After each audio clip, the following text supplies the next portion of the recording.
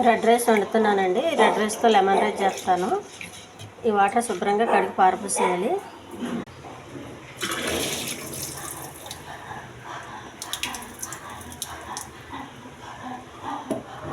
నాలుగు గ్లాసులు వాటర్ వేయాలండి. కొంచెం అన్నం ఉడికేంత వరకు స్టవ్ వెలిగించి పెట్టాలండి. కొంచెం గట్టిగానే ఉడకాలి. దీనికి లెమన్ రైస్కి మరీ గట్టిగా కాకుండా కొంచెం మెత్తగా ఉడకాలి. రెడ్ రైస్ లెమన్ రైస్ కావాల్సిన పదార్థాలండి: నిమ్మకాయ, పచ్చిమిర్చి, అల్లము, కరివేపాకు, కొత్తిమీర, ఆవాలు, శనగపప్పు, కొంచెం జీలకర్ర, పసుపు, కారం. ఇలా ఉడికిపోయిందండి, సరిపోతుంది. ఇంకెక్కువసేపు ఉడికే అవసరం లేదు.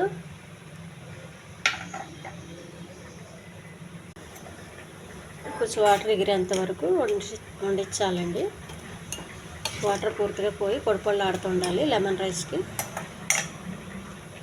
అన్నం ఇందులో ఒక చిల్లుల గిన్నెలో పెట్టుకోవాలండి. పొడి ఆడుతూ ఉంటుంది. తడిగా ఉండకూడదు. కొంచెం గంజి ఏదన్నా ఉంటే మొత్తం వంపేయచ్చు.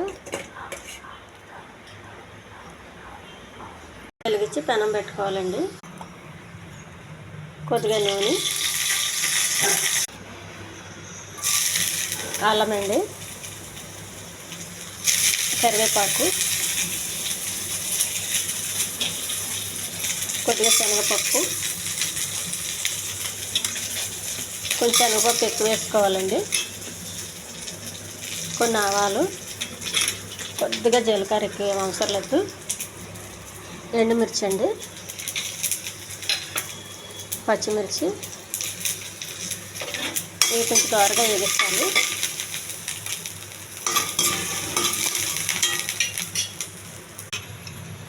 కొంచెం పసుపు అండి,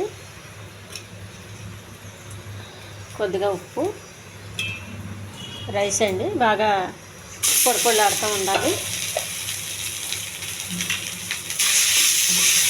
కొద్దిగా ఇలా కలుపుతూ ఉండాలి.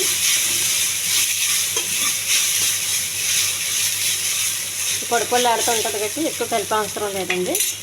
చేసి పెట్టుకున్న నిమ్మకాయ వాటర్ అండి. పులుపు చూసుకొని వేసుకోండి. కొత్తిమీర. Healthy red rice lemon rice ready అయిపోయిందండి. ఈ ఛానల్ నచ్చితే సబ్స్క్రైబ్ చేయండి, షేర్ చేయండి, లైక్ చేయండి, కామెంట్ చేయండి. ఎక్కువసేపు పెట్టొద్దండి. నిమ్మకాయ వేసిన తర్వాత స్టవ్ ఆపేయాలి.